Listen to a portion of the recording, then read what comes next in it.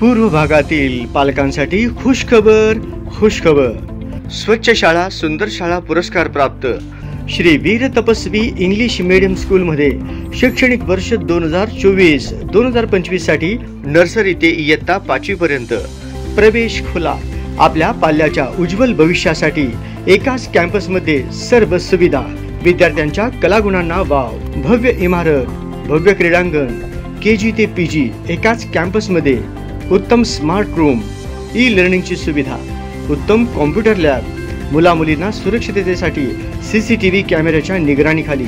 सुरक्षित कॅम्पस, विद्यार्थी केंद्रित शिक्षण, प्रशस्त सुसज्ज वर्ग, प्रसन्न वातावरण, आधुनिक तंत्रज्ञान, तज्ञ शिक्षकांचे मार्गदर्शन, वेळोवेळी पालक सभेचे आयोजन. शिक्षणासोबतच विविध सामाजिक, सांस्कृतिक, धार्मिक व क्रीडा क्षेत्रातील उपक्रम राबवणारी शिक्षण संस्था. तर आजच संपर्क साधा.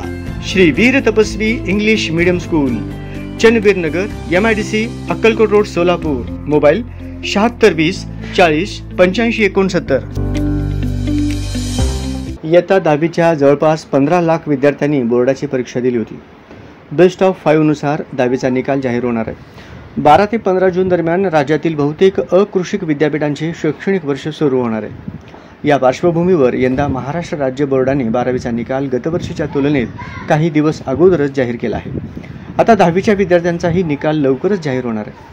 अनुत्तीर्ण विद्यार्थ्यांना पुरवणी परीक्षेच्या माध्यमातून उत्तीर्ण होण्याची संधी लगेचच 1.5 महिन्यात मिळणार आहे. बोर्डाने यावर्षी पहिल्यांदाच इयत्ता 10वी आणि 12वीच्या कॉपीमुक्त परीक्षेसाठी सरमिसळ पद्धतीचा अवलंब केला होता.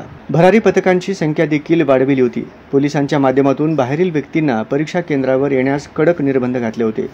या पार्श्वभूमीवर शाळा, कनिष्ठ महाविद्यालयांच्या निकालाची टक्केवारी वाढली, पण विद्यार्थ्यांच्या वैयक्तिक टक्केवारीत घट झाल्याचे दिसून आले.